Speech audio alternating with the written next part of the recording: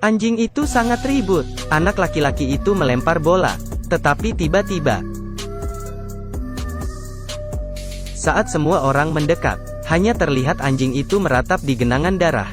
Supir tidak tahu harus bagaimana. Di saat ini, pemilik anjing juga melihat, kemudian mengambil sebuah senapan. Mau balas dendam kah? Ternyata, pria itu menembak anjing itu. Anjing itu pun benar-benar mati. Detik berikutnya dianggap seperti sampah, dibuang ke dalam kantong. Adegan ini membuat Anton takut dan tidak berani berbicara. Malam hari Anton semakin marah. Keesokan hari, dia bergegas ke markas rahasianya untuk melampiaskan amarahnya. Itu adalah rumah kayu yang dibangun bersama Remy, dan Remy adalah putra dari pemilik anjing itu. Tiba-tiba, ada suara dari belakangnya. Apa yang kamu lakukan? Ternyata Remy melihatnya. Anton malah lebih marah. Kenapa ayahmu mau melakukan itu? Setelah itu dia mengeluarkan kayu di tangannya. Anton terkejut.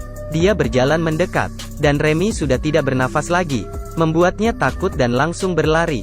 Tetapi setelah tenang, dia membuat keputusan yang berani. Dia kembali ke samping Remy, mengangkat tubuhnya, memindahkannya perlahan ke celah batu, kemudian mendorongnya dengan kuat. Remy jatuh ke parit yang dalam, karena sudah melakukan kesalahan.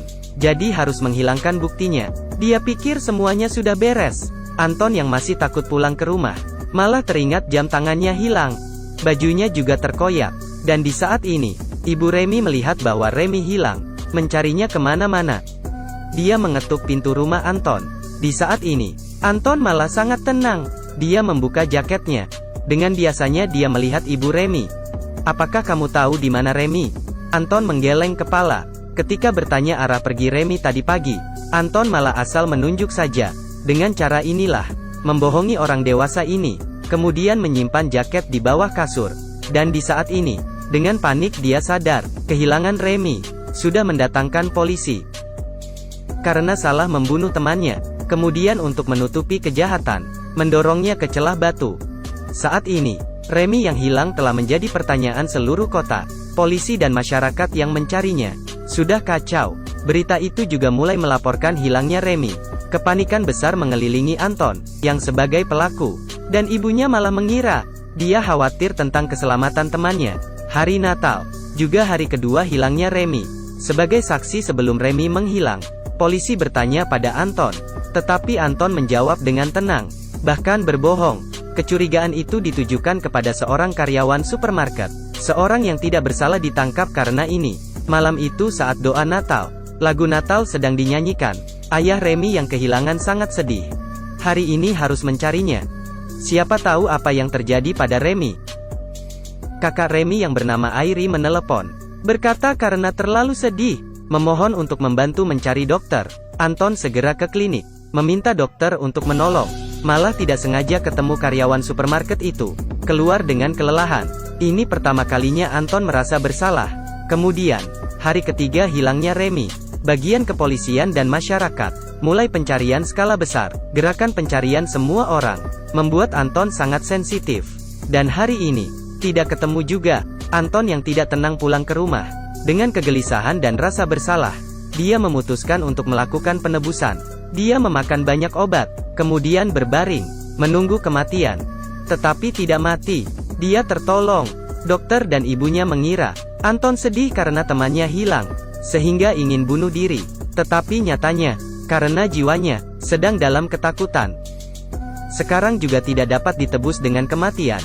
Malam hari, hujan deras dan kilat di luar jendela. Anton yang terbangun, melihat ibunya sedang menjahit jaket yang koyak hari itu. Dia pun kembali ke kamar diam-diam. Dan ibunya seperti menyadari sesuatu, melalui perilaku putranya. Tapi keraguan ibu belum terjawab, malah dihentikan oleh badai. Badai hujan datang, banjir melanda, bahkan rumah-rumah hancur. Terjadi bencana yang belum pernah terjadi di kota ini. Tetapi bagi Anton, ini adalah kabar baik. Tidak ada yang bisa masuk ke hutan yang hancur itu lagi. Tidak ada orang yang akan tahu. Dia mengubur tubuh temannya itu. 15 tahun kemudian sehari sebelum Natal, Anton telah tumbuh menjadi pria tampan yang ceria dan percaya diri. Pada saat ini, dia mendapat lisensi dokter, bermimpi menjadi dokter di Mesir.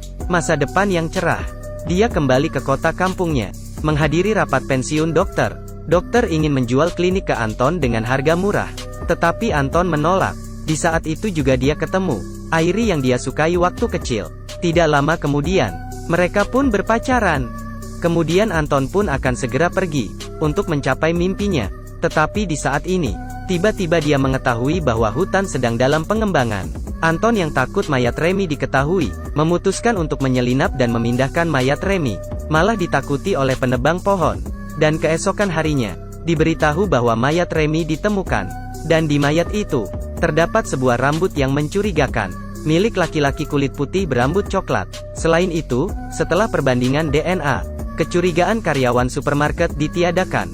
Ayah Remy berteriak, agar semua orang mengecek DNA, mencari pembunuhnya.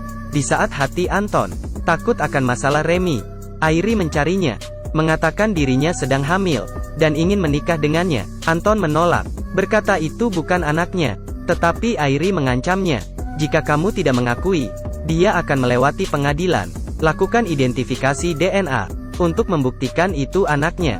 Mendengar DNA, Anton terdiam, hanya bisa setuju untuk menikah. Di saat kehidupan Anton berantakan, dokter datang. Dia memberitahu Anton bahwa tahu rahasianya, dan kirim surat itu ke kejaksaan, untuk menutup mulut dokter. Akhirnya dia membeli klinik dokter. Tetapi tidak hanya demikian, karyawan supermarket juga mencarinya, mengeluarkan sebuah amplop. Di dalam amplop itu, adalah jam tangan waktu dia membunuh. Tetapi karyawan supermarket berkata, dia sangat menyukai ibu Anton. Dia anggap tidak terjadi apapun, dan menyuruhnya tenang. Setelah itu dia pensiun, pergi dari kota. Anton bebas dari ancaman. Tetapi apakah benar-benar akan santai? Kemudian, Natal tahun berikutnya lagi, dia dan keluarga Airi sedang merayakan Natal. Di saat ini kakak Remy menjadi istrinya, sedang mengendong anak mereka. Orang tua Remy juga menjadi orang tuanya, yang bermimpi keluar dari kota ini, malah terperangkap seumur hidup karena Remy. Seperti sebuah drama, bayangan Remy terus menghantui Anton seumur hidup. Mungkin Anton lolos dari sanksi hukum, tapi karena apa yang dilakukan dalam 3 hari tahun itu, tidak bisa lepas dari kutukan hati nurani sepanjang hidupnya. Sama seperti judul film,